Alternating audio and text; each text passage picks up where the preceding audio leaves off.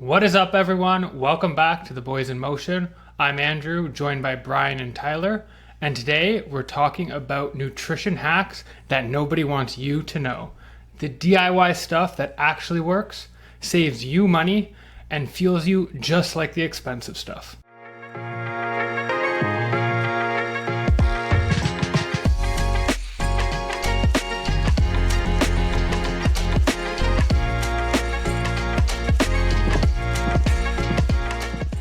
Yeah, this one's been a long time coming. If you've ever stared at a $4 gel pack and thought, why? This episode is for you. Whether you're a budget baller or just curious about what goes into your fuel, this is all about taking control of your nutrition and saving a penny while you do so as well. And you know what they say, save money, live better. So honestly, tried making my own drink mix once and it was just like, it was real nice. So now I do this all the time. Okay, perfect. So we're going to talk about nutrition, but first I want to hear a little bit about you two. Andrew, you were away last week, and then just this most recent weekend, you spent it up in Ottawa with Tyler. How have you been? I've been doing good, although, it feels like it's been a little bit since we've chatted. I have been up to lots of fun and exciting things and have been moving. So 2 weekends ago, I was up in Algonquin doing lots of canoeing and portaging, so keeping nice and active, but that nice zone one, but still keep it moving, which was nice. And then the following weekend, because I missed our recap episode, I had to go a direct drive right up to Ottawa to see the Iron Man himself. And let me tell you, it was a treat. Get the real recap straight from the source, eh? Yeah, no, it was fun. Fun time. I showed you around the sights and sounds of the city and accidentally hit a 10-mile run with you. So it was really nice. Yeah, that's nice. Go ahead. No, I was just going to say that's nice that you're getting in all those runs. It seems like you're back on the train for training. The marathon you're running is around the corner already, so you got to start chugging away at the running mileage. So it's good you had runner man Andy supporting you on week one. Oh, I just had to. Yeah, back on the choo-choo train, and I don't know. The legs felt decent, which was very surprising. Ran on Thursday to get me ready for the weekend because I knew the runner man himself was coming into town. So he surprised me with a 10-mile run on the Friday night, which I did not indulge in. But Saturday morning, I had him woke up bright and early, under 12 hours between two runs, which is a nice day for him and an even nicer day for me. So it was good. That's awesome. I'll tell you, those rec trails were just too much of a treat that I needed to take full advantage. And it was great running. And I was very surprised with how well you were running. It seemed effortless. Chef's kiss. Yeah, the trail system in Ottawa is really nice to run on. Like you could run kind of like 100-miler and always be next to water the whole time, which is amazing. So you were also there celebrating Tylee and the Juicer for their engagement party. How was that? Did you guys get after it a little bit? Oh, it was nice. Big engagement party. Came up for the treat. We had a nice barbecue and then went to a comedy show at night. Just had to get the laughs out, Well, that's very fitting for you. That's nice. Were you actually on stage the whole time? Oh, frig, I wish. That would have been a nicer show. But the MC by far took the cake out of all the comedians. I just love when the MC just works everybody and actually kills it better than the headliner. So it was a good night. That's awesome. So I don't know if you guys saw my run on Saturday or Sunday morning, but I went out for a 20-miler, longest run of the year so far, and actually the longest run since Andrew's Ultra, since we supported him on that. And it felt really good during, but then after, just yesterday and today, got a little bit of calf pain. I know Mike Brunton, he's also got a little bit of pain in the legs. So I think the training block is starting to get to people where that mileage is creeping up. And now it's all about management to the kind of taper zone now. So you got to be healthy at the start line. I guess it's perfect for me. I'm coming in fresh. I have 7 weeks to rumble and I'm ready. I feel amazing and I'm ready to go. I would not call 12 hours a week for the last 12 weeks fresh, but to each their own. Taper felt real nice, but how was that 20-miler? I saw that. I was like, wow, this man's a freak. And it was really hot, right? Yeah, but we started at 6 a.m., the Rascal and I, and so we were pretty much done by 9. So never got too hot, but you can't get away from it. But what I'll say is I fueled pretty much in DIY style. So maybe that's what we can hop to. So I had 3 bottles, one of water, one with a DIY electrolyte mix, and one that was a DIY homemade high carb drink. So maybe that's where we can get started and we can dive into the first point, which is your electrolyte mix. We all know how expensive electrolytes can be, but the fact is, the ingredients that go into all of them are quite cheap and easy to access. So we're going to break down the barrier for you. And I think we will start with Runnerman Andy, because I think he's the one who showed us the way. 100%. And the pool water way. The pool water way, and it's the salty margaritas we've been upgraded to now with your most recent advancements to this recipe. But yeah, Andy, take it away.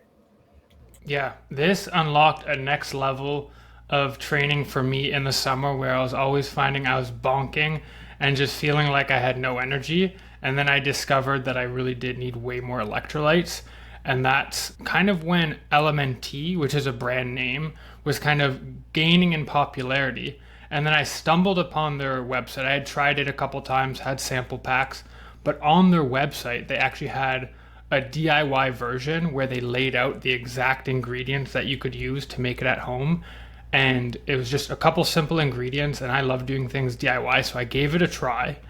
And kind of the base recipe for that is a 1/4 teaspoon of salt, so that's the sodium, a 1/4 teaspoon of light salt for the potassium chloride, and then a 1/4 teaspoon of magnesium citrate powder.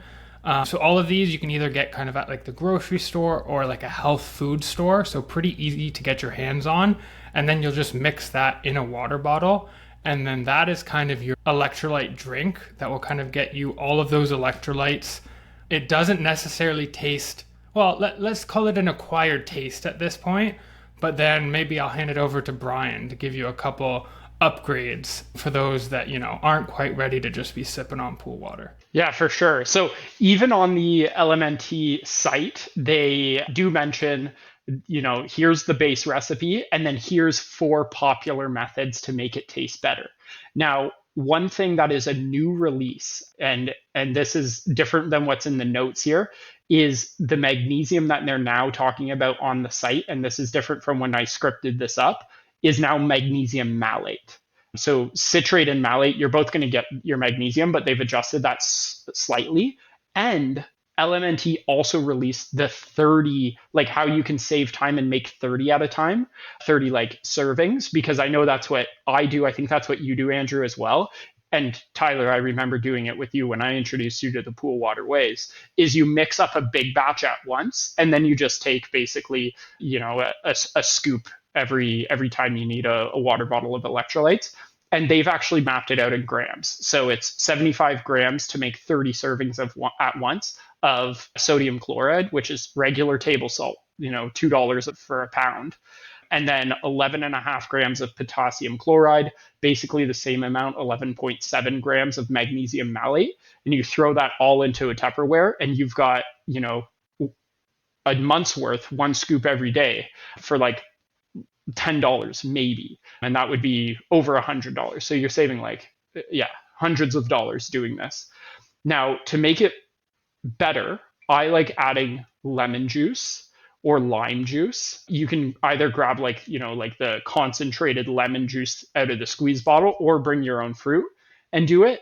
Or I've just been throwing it in my bottle with my carb mix. So for example, when I ride my bike, I go 1 bottle of water, 1 bottle of carb mix with a scoop of pool water being our own branded, name for the LMNT mix. Oh, 100%. I think that's the big hack, is that, let's call it half and half mix. So the carb drink plus the electrolyte mix. Perfect. I guess the sugary taste of the carb mix, actually, you don't taste the saltiness of that pool water. And it's the perfect mix. Just something you'd love to sip on a nice day that you're doing some nice endurance work. So it's perfect for that. And you're saving a couple bucks. And one little upgrade that I've made specifically to this recipe, and that's swapping out. So table salt is just sodium chloride. But for those days where it's really hot, you're really trying to push the sodium and the electrolytes because you're sweating so much. If you swap out sodium chloride with sodium citrate, it actually helps quite a bit with pushing the sodium and causes a lot less GI distress. So if you do find that as you're playing with electrolytes with sodium chloride, maybe try swapping those out. And it can be like more gut friendly. So that's something to try as well. A little bit more expensive, but if you're really trying to push it, I can help you do that. Yeah, I love it. I think the electrolyte mix is a great place to start. Now, if you're having trouble finding potassium chloride and magnesium malate, you can just use plain table salt as an alternative. It'll get you like 80% or 60% of the results. I don't like, that's just a total shot in the dark, but it will get you, just enough to help. And I think that's good to start. If you're listening to this episode on day one and you're not currently taking any electrolytes, order your potassium chloride and your magnesium malate, go to the store and find it. But if there's a delay in procurement, just start grabbing a little bit of salt, even half a teaspoon in a water bottle will go a long way in helping you hydrate a little bit smarter. And that's thinking on your head right there. I didn't think of that. When I was first waiting for you were my supplier, Brian. I was waiting a couple of weeks. I was just out there real unhydrated. They could call that dehydrated as well. And I was just waiting for your supply. And God, once you mix that up for me, it was real nice. Yeah, and I don't think you really if you've done like hard training in the summer and you've never taken electrolytes, you don't quite know what you're missing. Because if you're doing a lot of long days with a lot of heat, you can get run down quite quickly. And sometimes it's the hydration that you're missing as that key, because you can fuel perfectly and not hydrate perfectly, and you will feel like shit. And I know, Andrew, that was the big awakening for me to take my hydration seriously, is when you said that it was such a difference maker for your summer training blocks. Yeah, I mean, in the past, I would never hit my summer workouts like even close. And I would just say, that's the way it's going to be. But the last maybe 2 summers, the effort maybe is a little bit higher. I'm actually able to hit those workouts in the summer, and hydration is definitely the number one thing that has helped that. Maybe let's move on to the next. And unfortunately, all of us aren't lucky enough to be on that Ironman course just collecting Mortons, free Mortons, just collecting them to the point of our shorts falling off. So some of us need to go to a DIY high carb mix because we are pinching pennies, because let me tell you, those Morton packs, they are expensive. So Tyler, how can we pinch those pennies with the high? I mean, I could tell you right now, I forgot the recipe because I've just been using so many Mortons recently. But thankfully I have a nice script here that I could look at the actual ingredients that we have been going through. And to be honest, I did use this. For now, it's on my second summer. I've been doing this Morton style high carb drink/gel mix. So it depends on, maybe Brian, you could get more into the ratios after, but it's basically a maltodextrin fructose mixture. It's a 0.8 to 1 ratio of each. So 60 grams ish of maltodextrin, 30 grams of fructose. Mix that up real nice just with some water. So that's your basic carb mix. So now we could go into the thickening. You start thickening with pectin. So that's what you could find in the grocery store, is what they make, I think, jellos and jellies out of. So that kind of playing with that ratio could get you either more thick to get to that gel consistency, or you could either still the hydrogel is a bit thicker than, let's say, normal water, but you still get that thickening sensation. And to top it all off, it's that secret ingredient I like to call, and this is the hardest ingredient, I guess, to find. You would kind of find this at a specialty kitchen or like a health food store, is called sodium alginate. So that is just a very small amount. To put in there. I think it also just adds to the coagulation and makes it more gel form. Yeah, exactly. Those last two, they're certainly optional. They won't add to the like The carbs, carb, yeah. but it's all about texture. That's what makes the DIY formula a hydrogel instead of just like a carb mix that you'd throw in your water bottle. Now, something you mentioned was the ratios. So the kind of this is like 60 grams of maltodextrin, which is like a glucose. Now, there's a ceiling for how much glucose you can consume in an hour, and the pathways that absorb glucose and use glucose are different than the pathways that absorb and use fructose. So the reason that you're adding these two separate ingredients that are basically both carbs, this is 90 grams of carbs, is because of those two pathways. One has a max ceiling, the other has a max ceiling. So you're doing 60 grams, which is the max ceiling for glucose an hour, plus 30 grams, which is the max ceiling for fructose an hour. Now, this is general. Like a lot of people gut train and will be able to push these limits, but that's kind of a rule of thumb. Like if you're going out, you could make this mix, try to consume it in an hour, see how you feel. If you need to scale back or if you can consume more, that's where you get flexible. But what isn't flexible is like that optimal balance of glucose to fructose ratio. What the literature is saying is it's 1 to 0.8 is kind of that optimal place.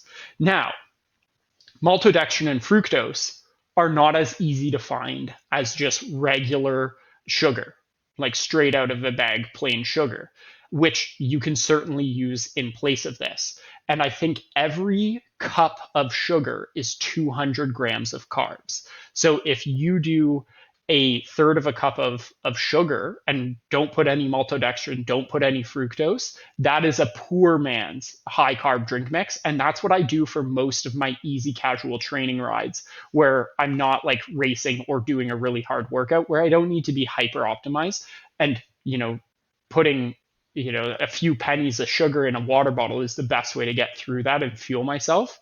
So I would recommend that to people as an alternative if you're just throwing it in a water bottle. If you're throwing it in a gel, you can certainly still use sugar, but the maltodextrin fructose dissolves a little better and makes more of a hydrogel, whereas the sugar being used in its place makes more of a syrup, I would say. Yeah. Pro tip on that front, what I've experimented with, and I started with just the sugar, like Brian was saying. It's just the, I guess, easy button on getting those ratios right for your training. And I guess for races, I just go to the expensive man and just go straight to the Morton. But I also like boiling my mixture. So I boil the sugar, like Brian was saying, it doesn't dissolve as good. So I boil the water, put sugar in until I get that consistency I want with the pectin and the sodium alginate. And then that will get my consistency either for a water bottle that I want as a hydrogel or an actual gel, like as a goo form. And then there's other ways as well we could talk about to flavor those. And it's really, I've done nice experiments with those as well. Put in some beet powder on some of them, some Gatorade powder, and even just plain lemon zest as well. So there's a lot of options on those you could play around with. That's so nice. Before we dive into that, one last point on like the poor man's high carb drink is one thing that I love to do, and I don't have it down here anymore because I actually used it on a bike ride today, is Dollarama sells bags of Kool-Aid mix. And I'll just take a third of a cup of Kool-Aid mix, pour it in a water bottle, and roll with that. Maybe put, again, that pool water mix we were talking about. And that's like maybe 30 cents total. And I've got 70 grams of carbs and my electrolytes. So quick, so easy, and very tasty. And you can get a few different flavors like that. So that's just, I guess, my best kept secret is the Kool-Aid. And you showed me that on the BIM ride, and that's what I sponsored my Ironman ride off of, was Morton drink mix and Kool-Aid. And it was a recipe that I will definitely be using again. Well, you'd be a little jealous because today I had grape Kool-Aid on the bike, and I What only bought the grape because in the last episode you were like, the one thing I was hoping for on that Ironman bike ride or on the run was grape juice. So I was like, I need the grape flavor. Let's the go. grape? Yeah, that's very nice. Every time I've been to the Dollarama, I've never seen the grape, but I'm gonna Me bulk neither. buy. That's why I picked it up. It was nice. Yeah. Yeah. Oh, that's real. Now I'm real jealous. Yeah. So Andrew, what kind of customization have you done for the homemade high carb mix? Because I know you're doing a lot of gut training right now. Yeah, so I similar to the lemonade, I think just like whatever you like. I often just do like a little bit of Gatorade powder for some flavoring.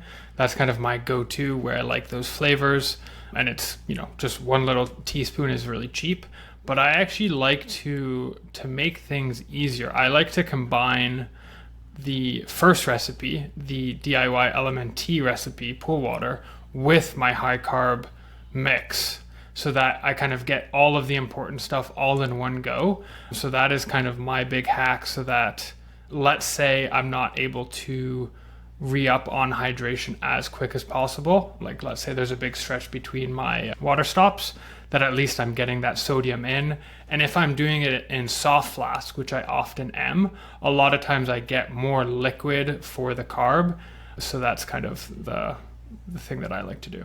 Are you using thickeners when you do that, like your pectin and your sodium alginate, or just straight? I've done both ways, and both work very well in soft flasks. It depends on what I'm doing, but yeah, I've done both. My favorite right now is actually to do, I find in my Nike Trail half tights, 300 milliliter soft flasks fit perfect in. So I do two 300 milliliter soft flasks, and they fit perfect in the pockets to the point that there's no jiggle. So I can take them out, take some down, put it right back. And then I've actually been having my hands free all summer, which has been pretty nice. That's so nice. So how long will that last you when you go out running? Like, could you do a 20 miler with that, or would you still need to circle back for actual hike? Oh, for sure. I mean, with my routes, I have water fountains. So often what I will do is I will down my first, which will have anywhere between 100 and 150 grams of carbs, depending on how long the run is. And then I will top that up with water at the next stop. And then that will become my water bottle as I move to my second soft flask for carbs, is generally how I do it. That's so nice. I'm so jealous of you city runners with water stops. I think that's one thing that I want to get started is like a crowdsourced water stop kind of map here in Niagara, because it's really tough going out for a run here that's like longer than 10K, because maybe you saw my modern art run on Sunday. I literally did 8 like 4K loops around my neighborhood to get that all in, or else I would not have been able to hydrate or fuel enough because I just had water bottles right out in front of my house. Yeah, it's like what we kind of stopped at on our last stop on BIM Ride Day 2, which is the cooler in front of a guy's house. Bing, bang, boom, you set up, you get your water, you get your carbs, and you're good to go. Yeah, that's a great idea. Yeah, but it is not as nice as being able to do like a long loop on a long run where you're going to have consistent water and washroom stops in the cities. It's one thing I'm jealous of. Yeah, I'll have to share it. Maybe we'll put it in the show notes. I think I've shared it with someone made a map in Toronto of all of the public fountains, and there's so many, which is wonderful. A lot of them are actually the bottle fill ones too, so that makes it super quick and easy to do a quick refuel. Yeah, that's amazing. Okay, so now we're getting into what I would call like the real food territory.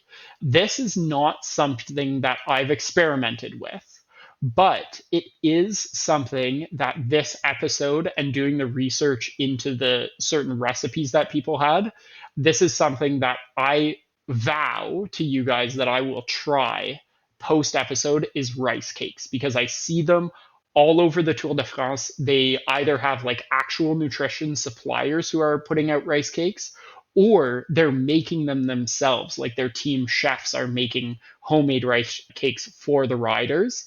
And I think that real fuel is so nice for training runs and rides, to actually be able to eat something that sits in your stomach a little longer than a gel does. And so I think this is a big level up in nutrition that I know I can have, and maybe you guys can experiment with as well. Have either of you tried rice cakes or homemade protein? I've done protein balls, but not for during the run. Unlike the Ironman, I'm not doing activities long enough for that kind of nonsense. So I save it for post run only. Yeah, that makes sense. I guess like rice cakes definitely could be consumed during. Protein balls, maybe that's a nice snack for after. So rice cakes, what would the benefit there be for you guys? Like what do you see as the pros for something like a real food during your endurance activity? I think it's a nice change from, the constant gel or the drink you're putting down. But honestly, maybe we might be getting into hot take territory. But this is a issue that I have, is I can't take down solid food during very long activities, and I'm gonna have to work on that if I want to be getting into some long distance running within the near future. But yeah, I've tried every single race I've done these Ironman distances, and I can't get solid food down. So I think practicing with rice cakes or something that you make yourself that you find actually tasty would be step one to, like you said, leveling up that nutrition carb intake when you're going those very long distances with long hours out in the sun and doing activity. So I really think I should be getting into that. But I like, even again, a couple weekends ago, I tried to take a bit of solid food and it just wasn't going down. Yeah, fair. I think it's something that I'd like to level up with, because I definitely will have some like packaged food, but I'm really interested in doing something like homemade rice, rather than literally eating candy while sipping sugar water all the time. So I think that's like part of the motivating factor, is like if That's I'm gourmet. if I'm literally not sipping like pure shug, I'm eating pure shug, and it's all like packaged crap. So I think a little bit of rice would definitely be a nice change up to my taste buds, and probably to my body as well. I think he was just knocking the during run nutrition that I fed you for our 10 miler, because that was some nice those are some nice candies. What do you mean? That was breakfast. That was watermelons, weren't they? Exactly, it was watermelons. It's yeah, Whole Foods. You guys would have loved, those like foot long Twizzlers that you like can peel off and that sort of thing. Each one is 40 grams of carbs. So Oh, I know. I have a I was pack just downstairs. taking those and running with this friggin' long pink noodle in my hands. It was so nice. Oh, and those go down real easy. It doesn't feel like 40 carbs until you get to like the third or fourth one. Then it feels like 40 carbs. So 100%.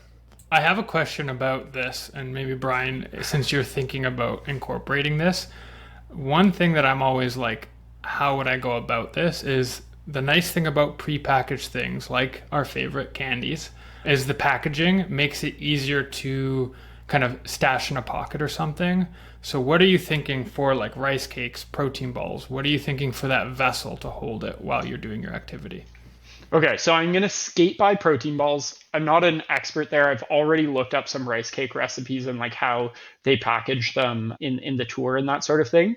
So let's start with rice cakes. So what rice cakes would contain is cooked rice, and they often recommend sushi rice. So something like 2 cups of cooked sushi rice. You then mix that with some sort of like peanut or almond butter, and then you would add some honey, maple syrup, and that's to make a like sweet one. I've also heard of adding savory ones. So some teams are throwing like they'll do like more of like a teriyaki or like a baked potato kind of thing, where they'll add like a tiny bit of like cheddar cheese, bacon bits, and green onions or something like that. So you make that, you add maybe a little pinch of salt, make it a little bit more flavorful, and then you press it down into a pan, and you kind of like really squish it down so that it's good. So maybe like you take 2 baking sheets and you press them down into each other, and then you chill that. and then you cut it into like whatever your portable size might be. So like kind of like Cliff Bar size, something that would fit like multi-layers in a cycling pocket or pouch or something. So like, yeah, cut into the size of an iPhone, let's call it. And then I've seen either just tinfoil being used or tinfoil inside a plastic bag, especially if you are doing the sweet ones that might be a little bit more prone to getting sticky and gross. You might want a second layer, but oftentimes it's just like tinfoil that you use with maybe a piece of tape to really get those, like so that they're not unfolding. So I think that's going to be my first attempt. I don't know if they have like better tinfoil maybe, or maybe it's like I don't know. I'm gonna try tinfoil to start. That's what I've seen people do online, but we'll see if I can come up with a better alternative. Or maybe the way you fold it. It's like that's true. Boom, boom, boom, bing, bang, boom, boom. Well, I'm terrible at wrapping gifts, so this is not going to go well if it's about how it gets folded.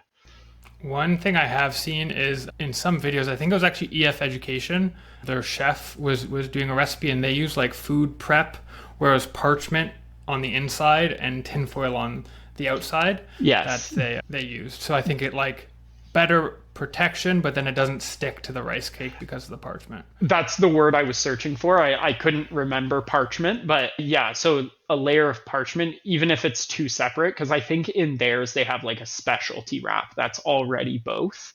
But I would just like use parchment on the top and bottom and then wrap it up with tinfoil. I think that's probably the way to go. So I might even turn it into a short, show people how I did it, and then give it a review in another like quick vid. But we'll see. Time will tell if it's successful.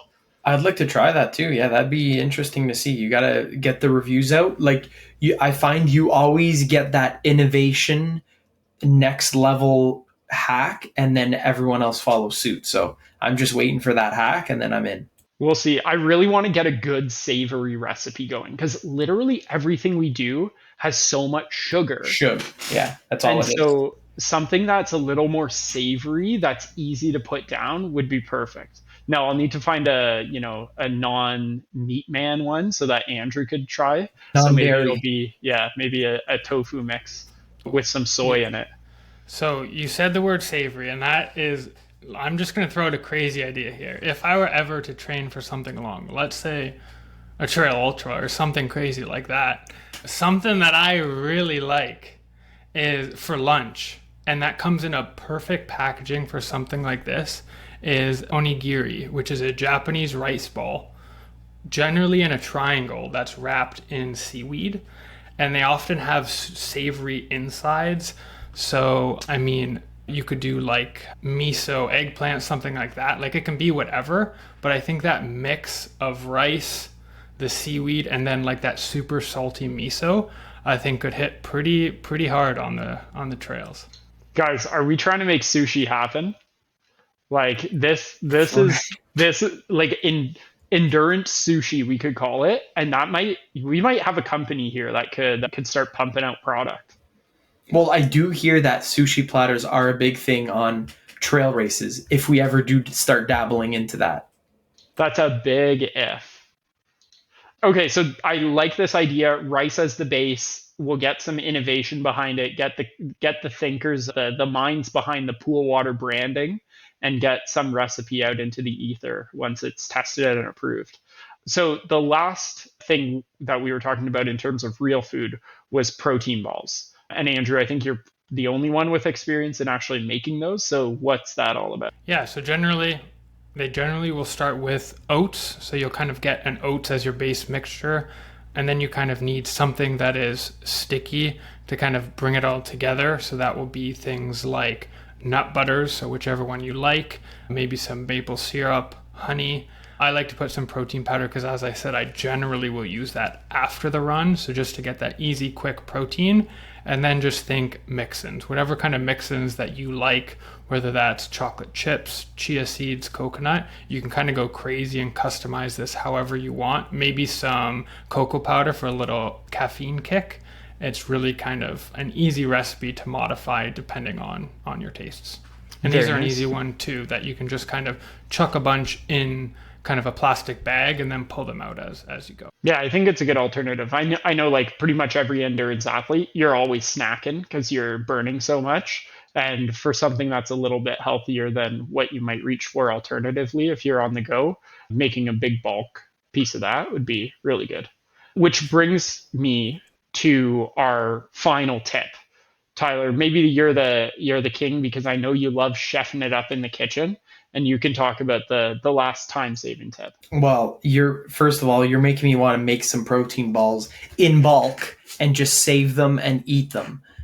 So yeah, I think big time saving tips and tricks here is just pre-making batches and like big amount of servings, like Brian, you mentioned earlier. Put 30, 50, 100 servings of that drink mix, electrolyte mix, I'd say, in a container, so that way you don't have an excuse, oh, it takes so long to mix, it's this and that. We're talking about efficiency here, we're talking about time saving. That just gives you more time to go out for your run, right? So you're prepping less. You do a good, let's call it an hour a month, and you have 100 servings of literally everything we just talked about. And that way, you batch it, you label it, so you could go back and know what different white powder you have in your kitchen, because I have lots of white powder in the kitchen, all labeled, don't worry, mom. And I think that's the biggest hack of it all right there. Yeah, I totally agree. To level on another hack is if you're looking to make the gels, you can buy reusable gel packs on Amazon. They're like the kids, and they have nice shapes and colors as well, and they're resealable at the top. And they cost about $10 for 10. So that's a really great way to get some gel packs. Or like Andrew, you were saying, using the flasks, the soft flasks is another good kind of transportation method to use.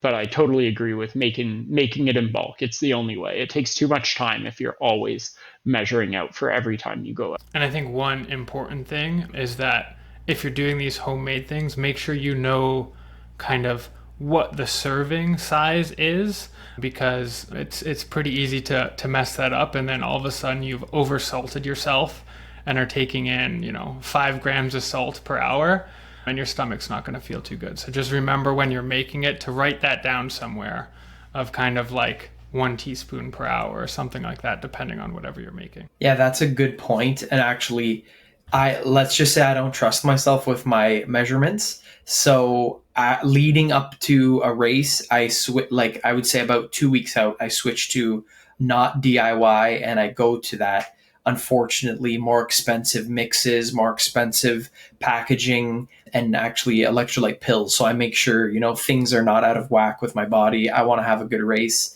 I'll spend the money, only a couple weeks before to get down the let's call it right serving sizes. Because yeah, that can definitely be a pickle. You put yourself in a pickle real quick with that.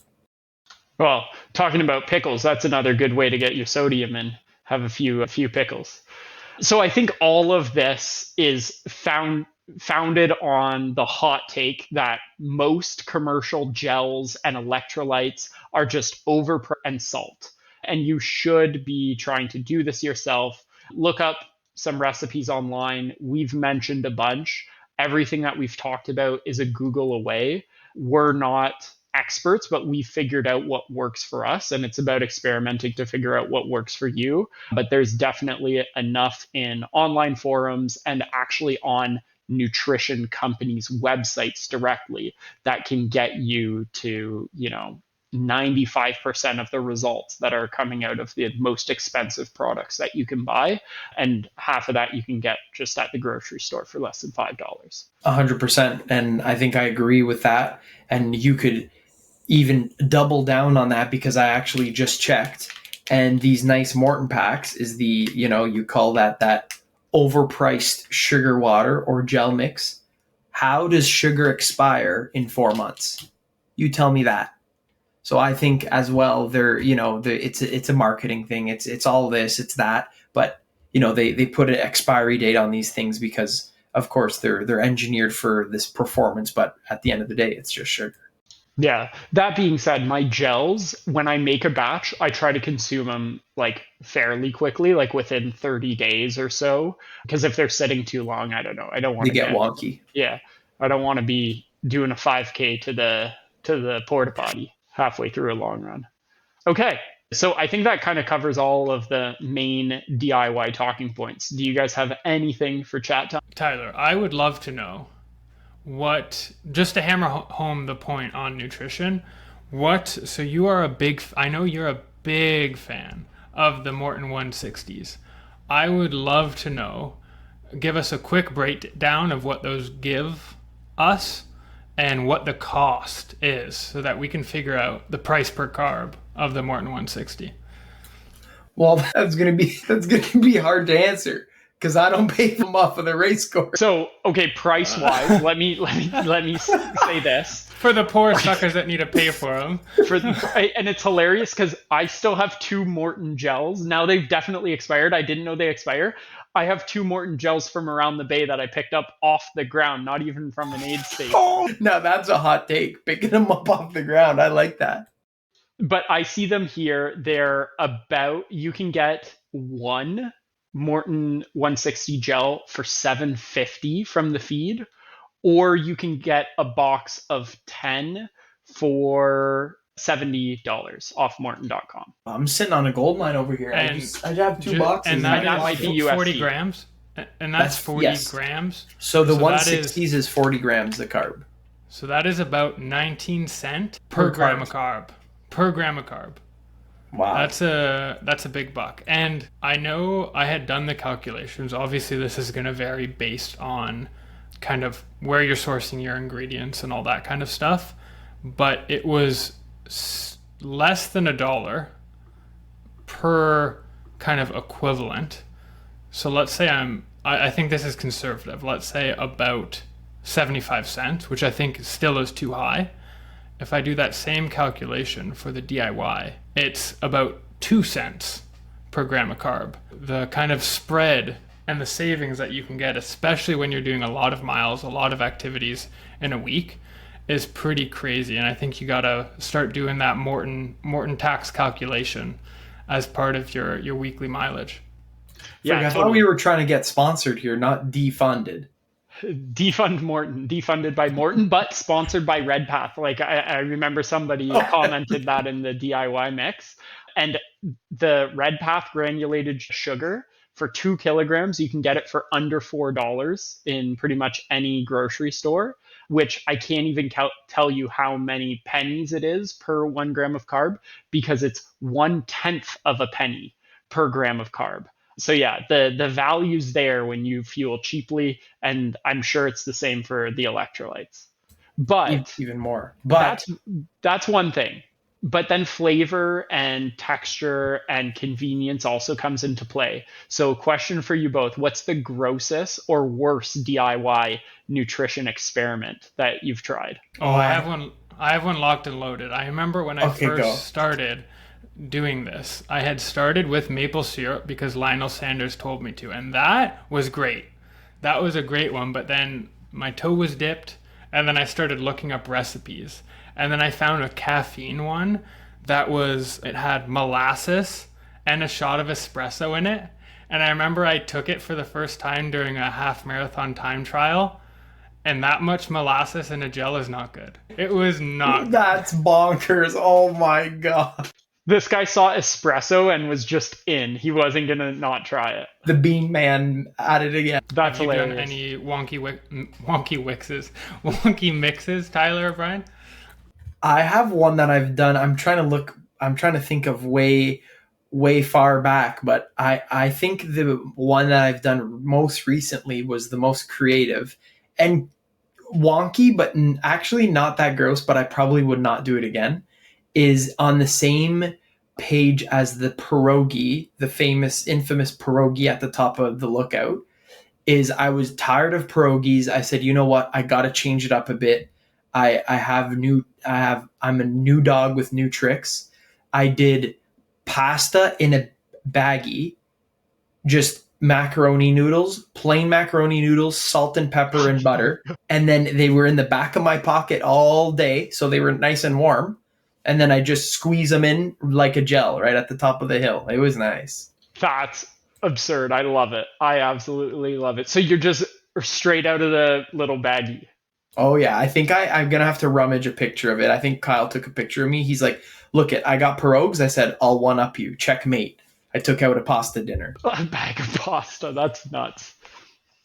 For myself, the grossest, and this was just like a flavor thing, was I tried the homemade carb mix that we talked about, but just like plain sugar. So basically a quarter cup or a third of a cup of sugar, somewhere in that like 50 grams to 70 grams of carbs in a water bottle, plus a scoop of the homemade pool water electrolyte mix with no flavoring. I couldn't drink it. It was just a little bit too gross. So I do recommend for anybody who's listened and wants to adopt these formulas, the flavor is a big difference maker. So don't go and try it just plain. You could definitely do the LMNT just plain, but mixing the two and then keeping it plain is just very gross. That's a big play. Yeah, that would be tough for me. That's literally what I use. I don't know what it was. It was just a little too much. It's an acquired taste for sure. I usually do one of each, one plain and then one as a little treat that I save as my second pouch. You know, when I'm in the hurt zone. Because running 20 miles doesn't hurt enough, I guess, right? You know, maybe this is the thing that I need to unlock is just suffer in every way possible, make the taste buds suffer as well, and then you can run sub 3. That's the secret. The road is there. It's coming. That is the secret. Just suffer. I like that. But I mean, I want to say, maybe I could end us here, is the cheapest gram per carb per dollar is if you just sign up for an Ironman race, you get all of these bad boys for free. On Course Nutrition, on us. All right, boys? That is pretty crazy. It is nice that they provide on-course nutrition. I think they should also be paying for all your food during your training plan for the cost of some of these Ironmans. But that being said, it is nice that they supply you with the finest things in life. Gourmet. I mean, I do not want to see one of these black packs ever again until in about 7 weeks. But yeah, no, I think the DIY is a great way to do it. And it's a nice way to get a nice bang for your buck. And I think everybody should try. Super. Well, if you do try any of these recipes or have a weird one of your own, make sure to let us know. And if you enjoyed this episode, make sure you share it with a friend who's not fueling correctly. This reminder is definitely important this week. So just that weekly reminder that we are not nutritionists or doctors. We are just a couple boys that are always testing new things in training, but never on race day. And if you do want to try a few of these things, make sure you don't go to extremes, don't do anything too crazy, and ease into it. So I got 3 F's to send us off at today. Keep it freaky, keep it fueled, and keep it fun. We'll see you on the next one.